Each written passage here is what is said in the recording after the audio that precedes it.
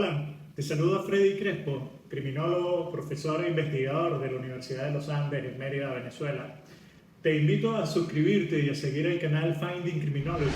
en el que estaremos tratando diferentes temas relacionados, por supuesto, a la criminología, al análisis criminológico y al análisis del acontecer de las ciencias sociales en Venezuela, tratando de aportar desde la visión criminológica, la visión crítica, la visión empírica, tanto los avances de diferentes investigaciones propias como de otros colegas, tan necesarias para la visión, la interpretación de la coyuntura sociológica, política, económica y cultural que existe en Venezuela. Igualmente en el canal estaremos compartiendo avances de mis materias, de mis diferentes clases, avances de mis investigaciones, entrevistas con otros colegas, cursos que sean necesarios, atendiendo cualquier cantidad de preguntas, dudas, inquietudes o comentarios que a ustedes se les ocurran y que podamos entre todos ir tratando para ir construyendo un conocimiento científicamente adecuado y un análisis estrictamente metodológico tan necesario en la actualidad del acontecer venezolano, donde se necesita, valga la redundancia, tener un ojo crítico y científicamente adecuado para responder a la coyuntura social que vivimos. Así que no me queda más que invitarte a unirte a mi canal, a seguirnos y comentar. Muchas gracias. Y como no podía ser diferente, nuestro primer video tenía que tratar sobre la definición de la criminología. Cosa que pareciera obvio, pero no es tan obvio como pudiera entenderse. Para empezar, podemos decir que la criminología tiene un concepto teóricamente muy sencillo, muy general, pero que empíricamente tiene una interpretación que pasa a ser, por llamarlo de alguna manera, una mala interpretación de lo que en realidad hace la criminología en razón de una confusión muy abierta que hay con respecto a otras disciplinas similares que tratan de investigar sobre lo que es la actividad delictiva o en todo caso el hecho delictivo en sí. Y hablo, por supuesto, como ya se estarán imaginando, de la criminalística. Es una confusión muy generalizada que aún hoy, a pesar de los avances y a pesar del tiempo de existencia que tienen diferentes escuelas de criminología a nivel del mundo y en especial en Venezuela, sigue presentándose a nivel de estudiantes de educación media, educación básica, bachillerato, etcétera, o cualquier aspirante que busca ingresar a estudiar la profesión, la carrera de criminología o en todo caso aún en investigadores de las áreas de las ciencias penales. Nos confunden a los criminólogos con criminalísticos. Por eso comento que empíricamente todavía los criminólogos nos enfrentamos a esa frase de deja el arma en la puerta cuando ves que en qué año de tu carrera ves cadáveres, entre otras cosas. Así que de entrada, estimado amigo o amiga que me escuchas, si estás pensando estudiar criminología y consideras que la criminología o lo que vas a estudiar o que tu campo fuerte es la investigación criminal entendida como la acción delictiva propiamente o el hecho de cometer un delito, si estás pensando que ser criminólogo implica estar rociando luminol, cargar armas de fuego, hacer trayectorias balísticas, entre otras cosas, ya de entrada te digo que lo tuyo es la criminalística y no la criminología. Así que vamos a distinguir esto y vamos a empezar por la definición de lo que es la criminología y un ejemplo muy práctico que tiene que ver hoy en día con lo que es la situación que se está dando en el estado de Mérida, Venezuela, con los suicidios, con un análisis criminológico para poder ejemplificar un poco lo que desde la criminología y el análisis criminológico hacemos los criminólogos, dando un aporte particular a una situación particular que se está dando en la realidad y bueno, fenómeno social que coexiste y con el que constantemente nos estamos enfrentando. Así que empecemos definiendo qué es la criminología. La criminología entonces es la disciplina científica que se encarga del estudio del delito. Pero al hablar del estudio del delito, siendo tan genéricos, tenemos igualmente que incluir o especificar este concepto para llegar a los puntos básicos que trabaja y que estudia o de los que se encarga la criminología. De tal manera que cuando hablamos del estudio del delito, hablamos que esto incluye el estudio de la persona que comete el delito, por lo tanto el delincuente, de la persona que es víctima del delito, y hablamos en este caso, valga la redundancia, de la víctima, E igualmente, la criminología se encarga de estudiar los factores que se asocian con la motivación a delinquir y aquellos factores sociales en general en los que se desenvuelven los individuos, sean delincuentes o no, y que tienen una motivación diferenciada para cometer la acción delictiva. Del otro lado, la criminología también se encarga de estudiar o incluye dentro de todo este contexto el estudio de las instituciones sociales, tanto formales como informales, que se encargan de prevenir, controlar, intervenir y tratar al delito. En todo este contexto del que estamos hablando, entonces podemos decir que la criminología es una disciplina que no solo estudia la acción delictiva en sí, sino que estudia todos los factores que preceden a la acción delictiva en sí. ¿Por qué? Porque su objetivo como tal es tratar de establecer explicaciones a la acción delictiva y por lo tanto, con base a estas explicaciones, prevenir la acción delictiva y una vez que ocurra la misma, cuando ocurre por supuesto, tratar de intervenir para que la misma no se repita y con el individuo que la cometió tener una intervención particular, que es lo que tradicionalmente se llama tratamiento, que más adelante tocaremos a fondo este tema. Con el tratamiento y la intervención, tratar que el individuo o intentar que el individuo que cometió un delito al momento de pasar por el sistema penal salga o del cumplimiento de la sanción al que se le impone, salga con una perspectiva de vida diferente a la que tenía previa al momento de cometer el delito, si es que obviamente su condición de vida era la vida delictiva.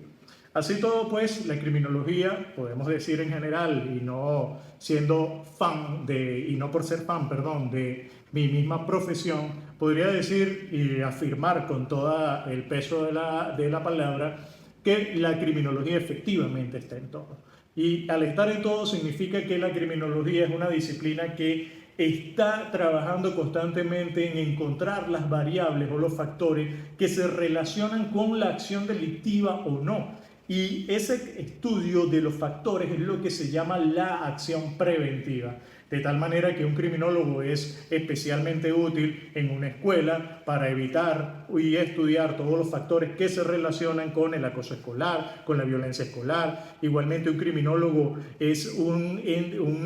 profesional completamente adecuado para intervenir en todo lo que tiene que ver con las victimizaciones de la violencia intrafamiliar, el acoso laboral, la explotación laboral, para trabajar todo lo que tiene que ver con las funciones de las instituciones públicas al momento de plantear rendimientos que afectan su legitimidad y por lo tanto adecúan al individuo a una conducta prosocial, a una conducta según las normas, según lo que institucionalmente está establecido y según lo que los patrones normativos tradicionales tienden a proponer como una vía adecuada o un canal adecuado para que el individuo se pueda relacionar con los demás. Así, señores, que efectivamente la criminología está en todo. Y al estar en todo, la criminología significa que un criminólogo es el profesional completamente adecuado para trabajar lo que tiene que ver con el bienestar social en cualquier parte de las instituciones o en cualquiera de las instituciones y en cualquiera de las etapas del desarrollo de las mismas como del desarrollo de los individuos que hacen vida en esta. De tal forma que, efectivamente, la criminología está en todo. Y un tema que más adelante trataremos, esto no significa que los criminólogos sabemos todo. Pues bien sabemos que, como en todas las profesiones, los criminólogos tendemos a especializarnos en diferentes áreas de estudio con diferentes temas que suelen ser los más afines con nuestras tendencias, nuestros gustos intelectuales, teóricos, entre otros. Y con base a esas proyecciones y a esa profesionalización del criminólogo sobre diferentes líneas de investigación es que se desarrollan los diferentes análisis particulares sobre los aspectos que en general encierran el análisis criminológico y el análisis de la ciencia social con un toque criminológico. Así pues, como entenderán que la criminología está en todo, también la criminología es colateral y en todo caso nutrida por diferentes disciplinas. No es que la criminología necesite, sino que se apoya de las herramientas que otras disciplinas han establecido para poder estudiar su objeto propio, pero la criminología apoyada en estas herramientas construye herramientas propias para establecer sus propios métodos y sus propias maneras de analizar y establecer sus conclusiones. Somos, como gran parte de las disciplinas de las ciencias sociales, una profesión, y la criminología es una ciencia multidisciplinaria que, estando apoyada en diferentes ejes teóricos, tiende a establecer un análisis particular desde la óptica particular, valga la redundancia, de cada criminólogo. Así pues, que, como les he comentado en un principio, si estabas creyendo que el criminólogo era un analista que llegaba con un maletín a una escena del crimen, estás pensando en un criminalístico. El criminólogo, o la gran diferencia que hay entre criminalística y criminología, para decirlo en un sentido muy amplio y muy común, es que el criminalístico te dice cómo ocurrió el delito, de qué manera o con qué mano el delincuente disparó el arma de fuego, empuñó un arma blanca, etc. Mientras que el criminólogo te dice por qué ese individuo cometió ese delito. Así que son disciplinas muy parecidas, sí, pero muy completamente distintas en cuanto a la apreciación de su objeto de estudio. Esto es muy grandes rasgos. Más adelante estaré compartiendo otros videos, otras intervenciones y compartiendo con otros criminólogos que tienen visiones y experiencias particulares desde sus áreas laborales, sus áreas de estudio, entre otras cosas, para poder construir y que ustedes se nutran del concepto de la criminología desde un aspecto completamente empírico. Es decir, más allá de entender que la criminología, teóricamente hablando, es todo esto que les he expuesto y más aspectos que, como comento, más adelante podemos ir desarrollando teóricamente, quisiera que utilizáramos este canal para compartir la experiencia de los criminólogos en aspectos laborales, en instituciones públicas, privadas, experiencia de investigación, experiencia docente, entre otras, para poder armar un bosquejo mucho más amplio de lo que hasta los momentos existe, no solo de lo que es la criminología, sino también de lo que hace y puede aportar un criminólogo desde la criminología.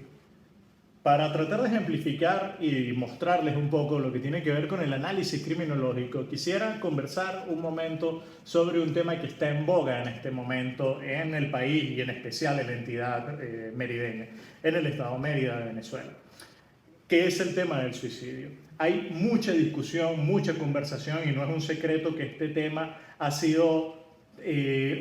resonante en los medios de comunicación durante los últimos 2 meses, mes y medio aproximadamente. Tiene que ver principalmente con hablar sobre un incremento, sobre diferentes explicaciones y adjudicar a ciertas conductas, además, estrategias de prevención, de políticas públicas con respecto a este fenómeno. Sin embargo, vamos a tocar brevemente, haciendo un análisis criminológico sobre el fenómeno del suicidio en la entidad merideña. Lo primero que tendríamos que decir es que la cifra no está aumentando. Estamos en una tendencia muy similar a la de los últimos años y muy lejos por demás de la tendencia o la máxima tendencia que tuvimos en el lapso del 2017 a 19, 16 a 19. Estamos muy lejos y nos mantenemos en una tendencia similar. ¿Qué ocurre entonces que se habla sobre un incremento y que hay esa sensación de incremento del fenómeno suicida en el caso merideño? Ocurre que, a diferencia de años anteriores, hay una transmisión y una descripción muy particular de los fenómenos o de los hechos como tal a través de los medios de comunicación, en especial en las redes sociales. Las redes sociales han pasado a ser parte de nuestro material de consumo informativo, que a diferencia de los medios impresos, como anteriormente hacíamos o consumíamos noticias, o los medios televisivos como los noticieros, tanto de radio como televisión, entre otros, no eran medios que se frecuentaban por toda la población, pero la diferencia es que una gran proporción de la población hoy en día consume redes sociales y por lo tanto consume noticias que se publican en redes sociales.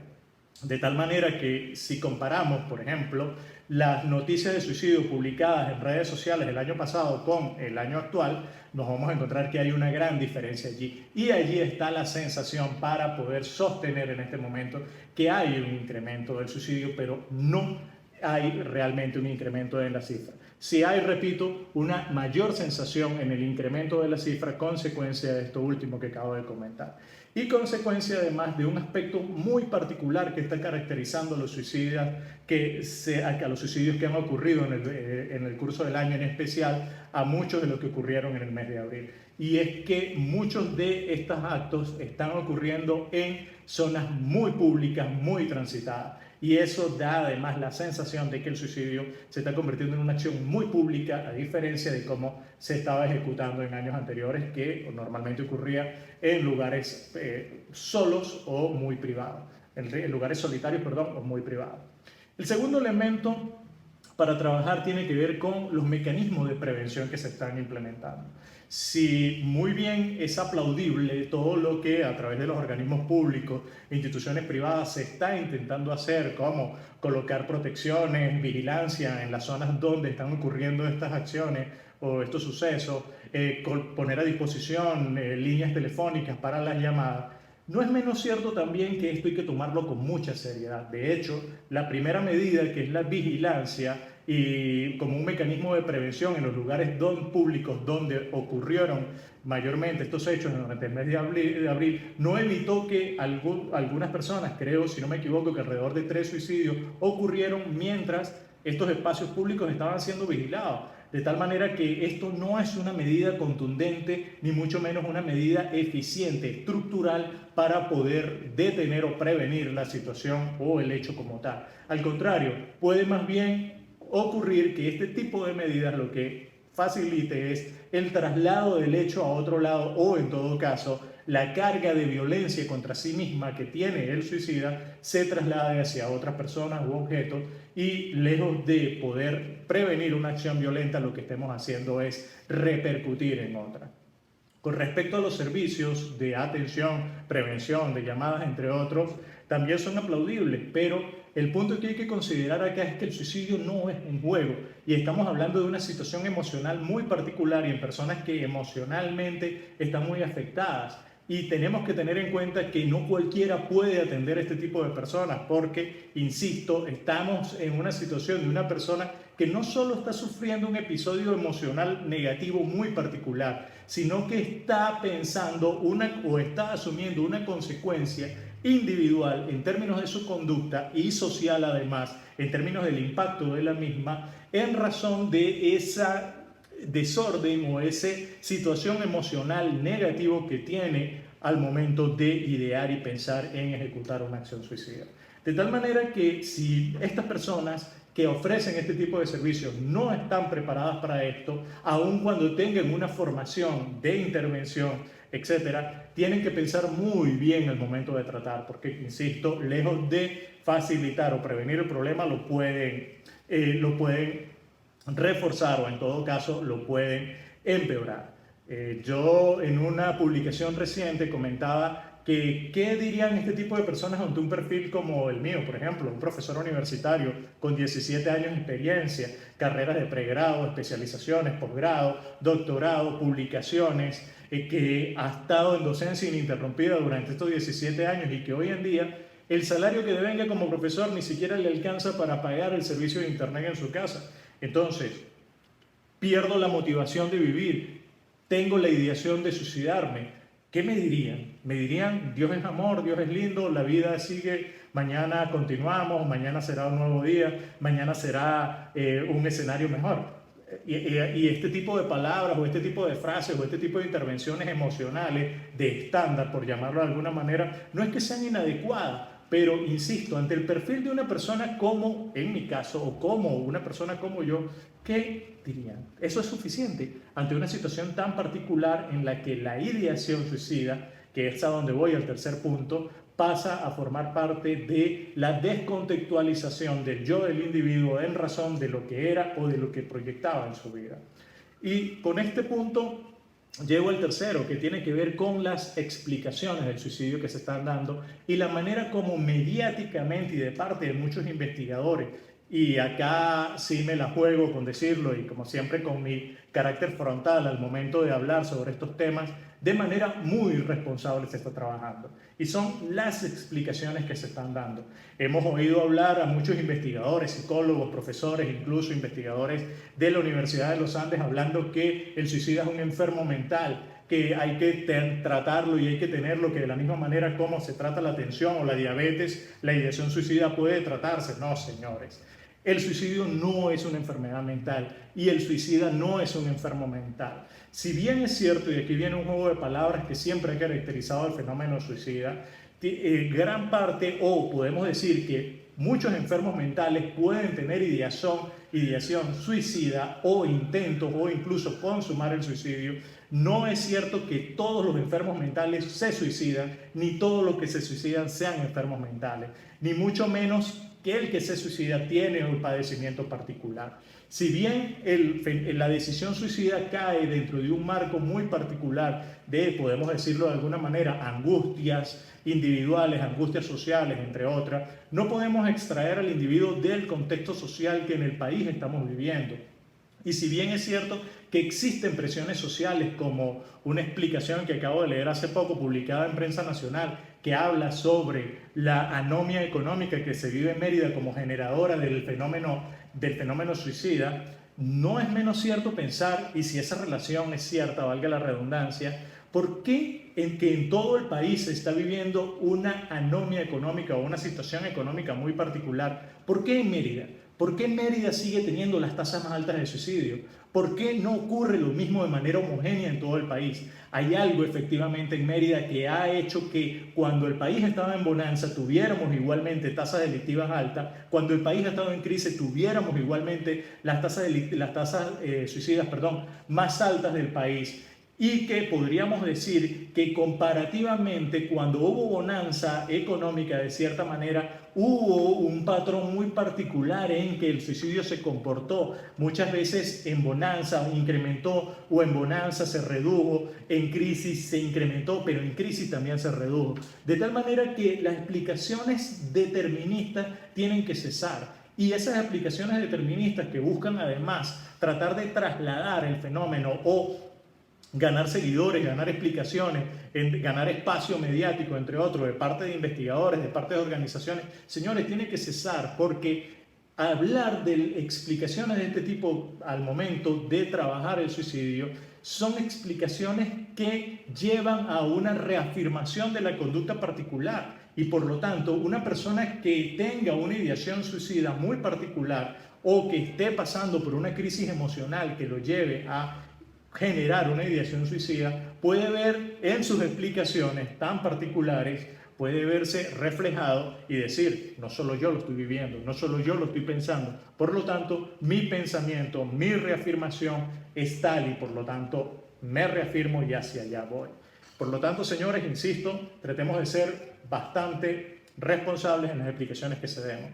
Además, que es con el último punto, o el punto que quiero cerrar, tengamos muy en cuenta que estamos ante un fenómeno en el que no necesitamos nuestra exquisitez académica. Y al hablar de esta exquisitez académica me incluyo porque he sido de los investigadores que siempre ha tratado de buscar explicaciones del fenómeno, pero en este caso las explicaciones del fenómeno no son tan necesarias. Lo que necesitamos más que entender el fenómeno es tratar de intervenirlo y tratar de recoger un conjunto de fenómenos estructurales o variables estructurales que conlleven a que haya una reducción y una prevención muy particular de este fenómeno. Me preguntarán, ¿cuáles son esas variables estructurales para poder prevenir el suicidio? Sinceramente, en este momento no podría dar una respuesta concreta porque estamos ante un fenómeno que su intervención y su prevención no puede salir de un as bajo la manga o de una caja de cereal, entre otros aspectos. Sí estamos ante un fenómeno muy particular que puede devenir derivado de la situación de tensión particular, no solo económica que se vive en el país, porque muchas de las personas que se han suicidado tenían un buen estatus social, pero ese buen estatus social pudo haber estado mermado en razón de la situación económica. Y estamos hablando, y vuelvo al ejemplo, del profesor universitario con 17 años de experiencia, con estudios de todo tipo, publicaciones de todo tipo, que ante esta situación de país simplemente no ve un reflejo de su yo en una situación de país donde puede intervenir eficientemente y puede, en razón de esa intervención eficiente, transformar toda su formación o todo lo que diría Freud, su yo social, en un elemento propositivo o prosocial que le permita sustentar la vida. El profesor universitario, por ejemplo, puede mantener cierto estatus moral y no tanto económico, sí, moral, puede mantener cierto estatus moral y cierto estatus en su yo, pero al hablar de la depresión social y depresión económica que estamos viviendo, pues simplemente no ve cabida para su proyección de vida. Y por lo tanto, ante esa situación, que no es anomia como tal, porque nuestra anomia se ha normalizado, y será un tema que más adelante publicaré un video trabajando la teoría de la cultura de violencia, cómo se normalizó lo anormal y cómo el sistema en general social venezolano ha hecho que hagamos de este tipo de anomia lo normal y convivamos en razón de eso. Pero más allá de eso, entonces, tengamos muy en cuenta que la prevención del suicidio tiene que partir de una investigación adecuada de los factores que en este momento y de las características que en este momento están llevando a la determinación o a los factores para que surja la acción suicida en sí. Así pues, tenemos que tener muy en cuenta, por ejemplo, que los perfiles de la víctima no se ajustan a los perfiles tradicionales. No están ocurriendo los suicidios en mayor proporción en zonas rurales, sino en zonas urbanas. No están ocurriendo en poblaciones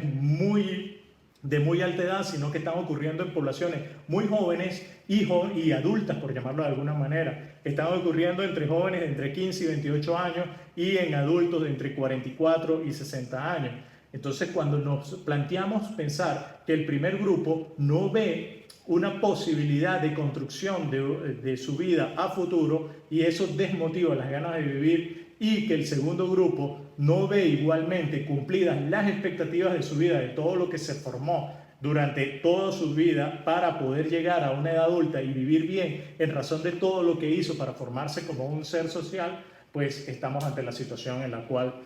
la demotivación para vivir tiende a ir bajándose porque el proyecto de vida está desaparecido. De tal manera, señores, que para prevenir el suicidio necesitamos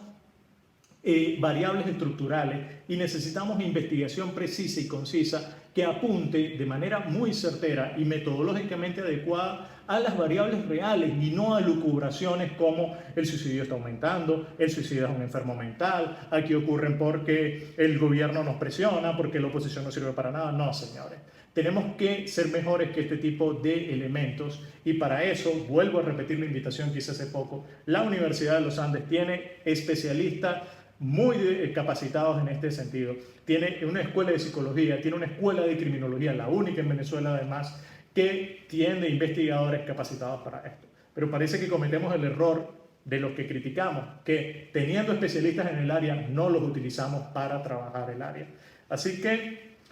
por acá mis comentarios y mi análisis criminológico sobre este fenómeno que deja mucho que hablar y que más adelante estaré con cifras en mano mostrándole la tendencia que ha tenido el suicidio en Mérida y en Venezuela. Estaré mostrándoles investigaciones de los años 90, por ejemplo, del profesor Christopher Birber, del profesor Luis Gerardo Gabaldón, en las que se hablaba que el diseño de políticas públicas tenía dos elementos muy particulares en el estado de Mérida que preocupaban: las protestas estudiantiles y los suicidios. Siempre ha sido un problema en nuestra entidad. Lo único es que no ha sido un problema muy latente, muy visto, y ha sido un problema que ha estado, digamos, de alguna manera subterráneo en los medios de comunicación. De tal manera, señores, que podemos hablar de suicidio, pero lo más importante, más allá de explicar el fenómeno, de decir a qué se debe, es que le debemos a Mérida una propuesta de intervención para la situación que está hoy en día ocurriendo. Y esa propuesta de intervención, repito, tiene que salir de la sociedad organizada, instituciones públicas, universidad, investigadores y las mismas comunidades. Saludos. Cualquier comentario perfectamente abierto y sus dudas e inquietudes pueden pasarlas por nuestro correo electrónico y mensaje directo.